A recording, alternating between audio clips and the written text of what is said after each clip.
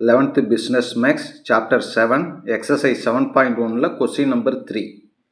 Find the amount கண்டுபிடிக்கணும் of an ordinary annuity of 12 monthly payments 12 monthly payments of rupees 1500. இதுக்கு interest வந்து என்னன்னா 12%.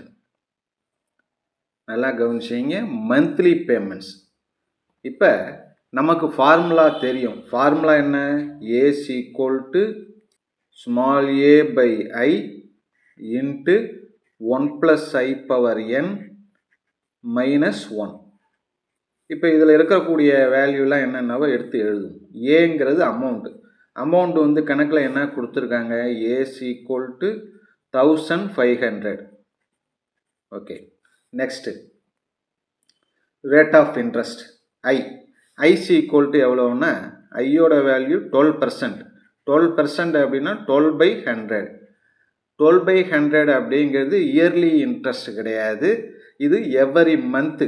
12 மந்த்துங்கிறதுனால into 1/12. அப்போ என்ன ஆகும்? 12 கேன்சல் ஆகிடும், 1/100ன்னு இருக்கும்.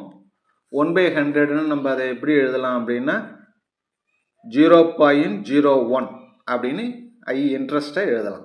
அடுத்தது என்னுங்கிறது number of years. N is equal to மொத்தம் வந்து நமக்கு 12 மந்த்லி பேமெண்ட்ஸ் சொல்லியிருக்காங்க. அதனால் N is equal to 12. A is equal to A by ஏங்கிறது 1500 பை ஐக்கு பதிலாக என்ன வருது? 0.01 இன்ட்டு 1 + i, அதாவது 0.1 power n. n equal to 12, அதனால் பவர் 12 மைனஸ் 1 ஈக்குவல் டு, இங்கே கீழே இருக்கிறதுல ஒரு 100ஆல் மல்டிப்ளை பண்ணால் என்ன ஆகிடும்? இது 1ன்னு ஆகிடும்.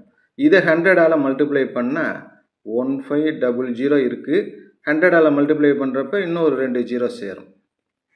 இன்ட்டு இந்த ரெண்டுத்தையும் ஆட் பண்ணால் 1.01 power 12 minus 1 equal to 1,50,000 into 1.01 power 12 அப்படிங்கிறதோட வேல்யூ சம்பளம் இங்கே கொடுத்துருக்காங்க. என்னென்னா 1.1262. அதை எடுத்து எழுதிக்கிறோம்.